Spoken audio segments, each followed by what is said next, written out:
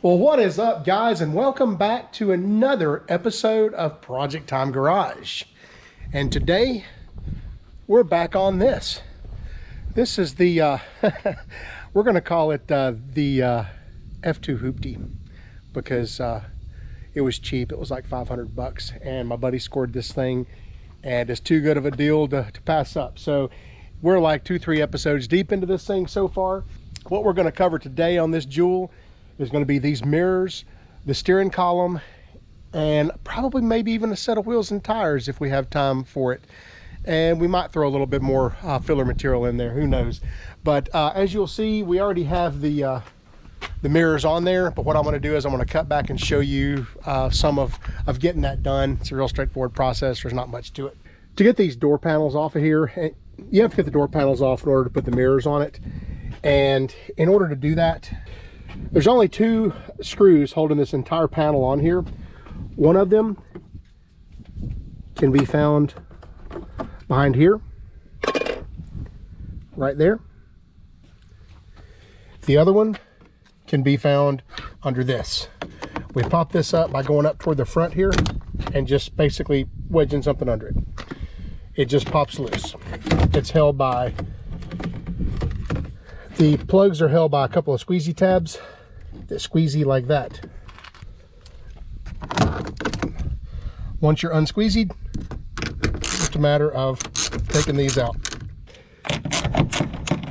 To get the door panel up at this point, you grab it and lift straight up, and that's it. Now don't forget that behind it you're going to have the wire for your light. From the back side you can see how it works. It just has hooks all over it, and basically it sets up against the door. Those hooks go next to their respective locations, and you shove the door panel down. That's it. You'll have a nut here, be 11 millimeter, and the same here, and then these 2 things here will pop out, and you'll have 2 more behind that. Probably should have showed that a second ago, but I wasn't recording. So that's where you'll have your 4 nuts that come out. After that, your mirror will just kind of fall out. Make sure you unplug it first. The plug's down here. In the case of my mirror, the old one, that's what the plug looks like. The new mirror, since it has heat and turn and all that, has a plug like this. It does come with an adapter plug in the box to basically plug in here and at least get your power working. Now we're gonna take care of doing like the turn signals and the heat and all that on this truck. We're probably not gonna film it because I actually have a pretty good video of doing Freedom, my other 7.3 that way. And it's a good video. It goes into a lot of detail of it. I'll go ahead and pop a link to that up here if you guys want to go see it. It's got a lot of in-depth adding turn signals, heat, and all that to a truck that didn't already have it. We'll be doing this one down the road. So anyway, let's set this other mirror in here and wrap up this little sub-project here. Don't forget these little gaskets here. A lot of times they'll stay stuck onto the outside of the truck when you pull these things off. I didn't use the ones that came with the mirrors in the new boxes because these I think are a lot better quality. These are the Ford OE ones. Doing this pretty straightforward. It's just a matter of routing the wire in there first and then getting your little hands back there and working this out. So watch me struggle. The wire goes down in this square hole down here.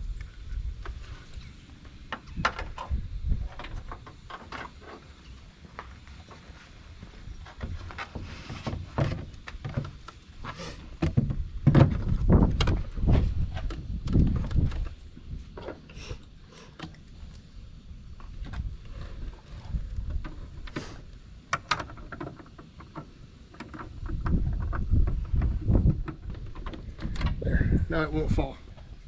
For our plug, we just need to make sure that it's out of the window track. I'll plug my adapter into it, and then we'll plug it into the truck harness. We definitely don't want to test these yet. We want to wait until we get the door completely back together, then we'll test it. That way we can tear it back apart when it doesn't work. Just kidding. Check them now. Don't go too crazy tightening these up, because if you do, you'll end up pulling the stud out of the mirror. That's me how I know.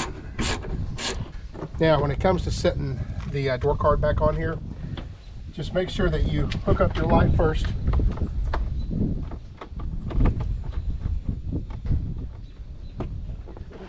Make sure you remember to get your power door and window lock switch connectors up. And it's pretty straightforward. You pretty much just lift up a little further than what you think you need to be. Make sure all your clips are in there and just push down and it latches right away. Sometimes you have to fool with it a little bit, but that's the gist of it. We're missing our door lock plastic thing here. He's gonna have to get one of those from a junkyard or something. We'll pop our 7mm screws back in. Don't forget our lens cover, connectors, and we can pop that back in place. There we go. Yeah, it looks way better. Now let's go do the other side real quick. I'll bring you back and show you when it's all done. Yeah, there's the other side done. Way better, way better. So yeah, that helped out a lot. Don't pay any attention to these wheels and tires down here. They mean nothing yet. All right, next thing let's tackle is this steering column. I'm going to go ahead. This is actually a little bit after the fact. I'm going to cut in a bunch of footage of doing the steering column, but it's kind of hard to see certain things. And with the steering column laying out here on the table, I can illustrate a few things much easier. And then once I illustrate that stuff and kind of show you where things are, then we'll cut to the actual footage of doing the work. Well, before you even start taking the column down, here are a few things that are noteworthy. Back here in the very back, this is the shifter cable. So it actually hooks on to the shifter linkage here, and then it actually passes through this metal bracket here. The easiest way to get this thing off is a big screwdriver. Literally, you can stick a big screwdriver behind there from the bottom like so and pop it loose. You just go up like this right here.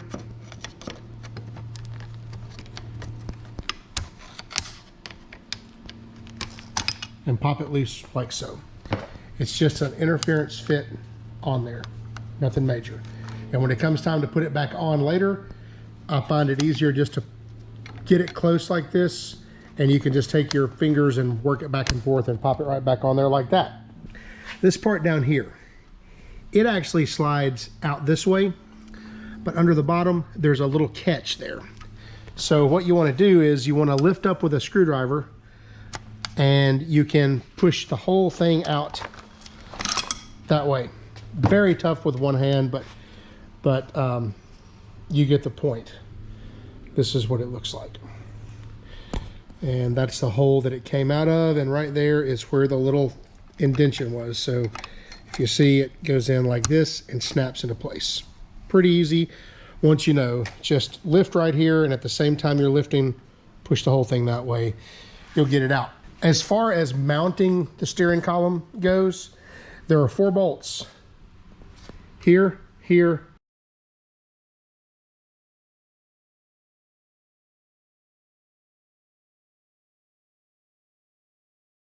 here, and here.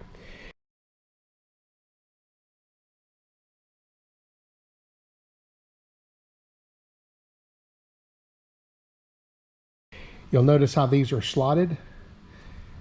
That's helpful. So on these, I usually unscrew it's just a nut. It's not a bolt. It's a stud hanging down with a nut on the other side. I usually unscrew that nut almost all the way, but not completely all the way. That'll just kind of let this back drop here.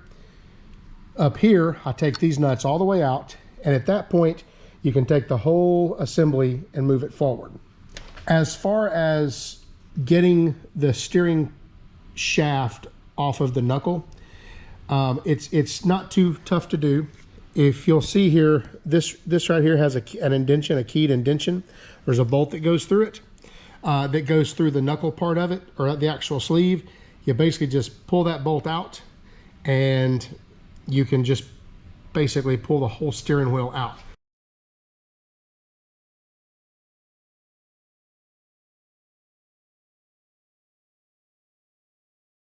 So once these two bolts are loosened, and once these two bolts are out, and once you've taken this loose, you can start to pull this thing up. Now, there are a few other things I want to talk about too, real quick here. Let's go ahead and pull this this surround off here. To do that, it's under the bottom, and you'll see a place for 4 screws, or for 3 screws, 1, 2, and 3. All right, as far as the tilt wheel thing goes, I always forget that. It just unscrews. You can even see on the edges here where it's got a couple of flat points to grab it with like a wrench or whatever.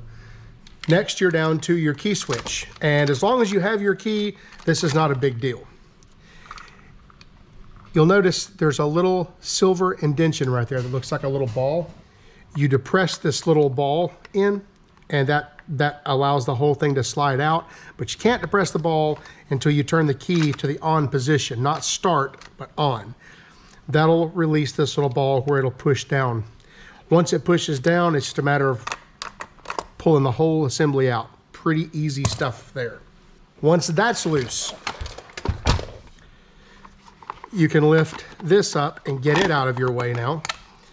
And you can start getting to some more things. The things that are going to be important is going to be this multifunction switch here. It's held in with 2 screws. They're star bits. One here and one down here. I would suggest you go ahead and pull this out and unplug it and get it out of your way. It makes life much, much easier. The other thing you're going to have to deal with is going to be the little park reverse neutral drive indicator thinger. I believe thinger is the proper term for that. And really the easiest way to handle that is leave it in the cluster, because it goes up and snaps into the bottom of the instrument cluster. You're really better off to pull this screw out right here. It's a super tiny, I think it's like a 6mm or something like that. And when you pull that off, this whole assembly will just move out of your way and you don't have to deal with it. So you'll have that loose, you'll have this loose. There's a little connector right here, and this would be looking up from the bottom. This would be the park safety switch or whatever, where you have to have your foot on the brake in order to take it out of park. That's that solenoid. 2 plugs here that you'll pull off. And I believe that's about it. There's not a whole lot else here. Oh, I take that back. Yeah, there's one big thing right here. The main connector is going to have a bolt in it here. As you take the bolt out, it'll all unscrew and pull out as an assembly. At that point, you pretty much have it in your hands. Now, I'm going to show you all this from underneath, but I won't be able to illustrate it because I won't be able to tell you much of what I'm doing. So I wanted to give you kind of a heads up here. Things to keep in mind. You see how loose and wobbly all this mechanism is right here? And you see how much deflection we have here at the end? Well, that's what happens to most of these shifter shafts. It has a couple of plastic bushings under here, and those bushings over time, usually they wear out and they slide down, and you'll find them along in here somewhere. This one is still in its place, but once those bushings start to wear out, then there's extra slop in this thing. So a lot of times when you go to put it back into park, it's harder to get into park because there's so much slop, and people end up pushing it too hard, and over time it'll eventually break that shaft right there. I just so happen to have a video of Freedom where I'll link that up here. Let's see, will it be right there? Yeah, it's gonna be right in there somewhere. Where I was actually in Kentucky and I went to put the damn thing in park, and that was it. It didn't go all the way to park, and the shifter just kind of fell loose in my hand, and that was it. I broke that shaft. And Mine actually had two issues, both of which I had fixed. Let me show you the other thing that kills these Ford trucks. If you have a loose gear shift, take care of these things now. Save yourself. Don't be like me, kids. Right here on this shaft, you'll see this big piece of metal here that goes up and hooks onto the shift cable, right? Well, oh look, this one's actually already broke. Check this out. Yeah, there you go. See that, where that cast is, that's broken right there? Yeah, right there. What usually happens with these is these two bolts right here will get loose over time. And when you go to put the thing all the way in park, it doesn't want to go all the way. And then combine that with these bushings being loose, and the thing's just damn near impossible to get in park over time. So people end up adjusting cables and doing all kind of other things that aren't the problem and don't solve anything. Actually, I noted that this one has the factory original bolt in it, and then it has another bolt that somebody's put in there. So they're supposed to all look like this. Our steering column is in and good to go. Not wobbly anymore. Gear shift is nice and tight.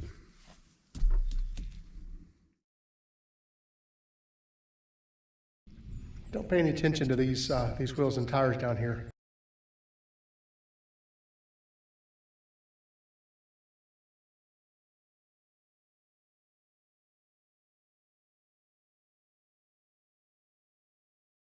Well, it's got tires on it. What do you say we go ahead and put some steps on it too? Because, you know, for a truck that has mechanical issues, you want to put tires and steps on it. No, really the reason we're not doing the IPR and ICP and all that tonight, it's just a little too late. Plus, we have everything to work on it. Steps are an easy low-hanging fruit, so we're going to knock those out real quick. You guys sit back, enjoy the montage.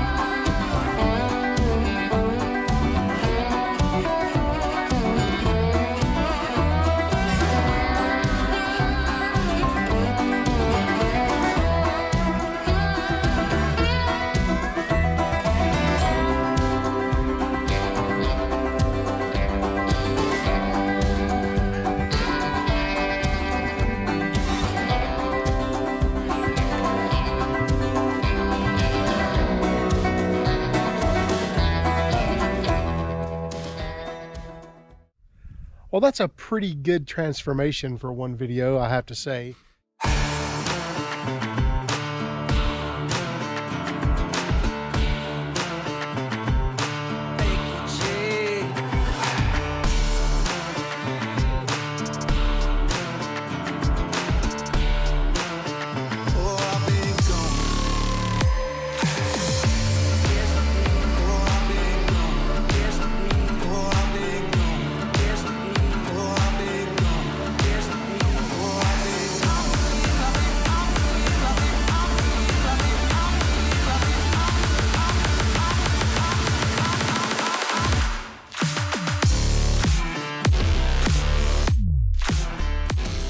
Well, we got a little bit of beautification accomplished here and a little bit of repair work too. Got that headlight replaced, junkyard one. Took care of those mirrors. That looks way, way, way better on this truck. Got a set of wheels and tires. It's a new set of wheels and 33 by 1250 by 20 tires. He bought the tires used, bought the wheels new. He's going to run those tires for a year or so, and just as he shakes the truck down, I think he's going to end up with a set of Toyo Open Countries like I've got on Freedom. And man, those damn things are expensive though. I tell you what, I probably wouldn't want to put that much money into the truck until I'm totally sure of what I got. So anyway, that's what he'll do. And I'll be honest with you, looking at the 33 by 1250 versus the 35s on my truck, you wouldn't have to do much talking to talk me into 33 1250s on my truck. Might happen, I don't know. Also took care of the putting Nerf bars on it. So that's a brand new set of shiny Nerf bars. Much better. Steering column fixed. No more wobbly, nice and tight. Horn works. He also took care of the old vacuum pump, or replacing the old vacuum pump with a new one. He did that when I wasn't looking, wasn't filming. But as you see, there's tons more parts back here to be done. Tons more parts over there to be done. All the way up on the dash even, tons more parts to be done. Stay tuned for the next episode, guys, where we're going to take care of a little bit of mechanical stuff under the hood. Try to get towards some actual drivability on the truck. Let me some comments there about what you think for a name for the truck. Right now she's going to be called the F2-Hooptie, but can't remain the F2-Hooptie forever. When it looks a little nicer, then it you know, it's going to have an actual name. Appreciate you watching, guys. If you haven't already subscribed, I'd appreciate it. Go down there and subscribe. Don't forget to tell all your friends about us. I'll see you next time.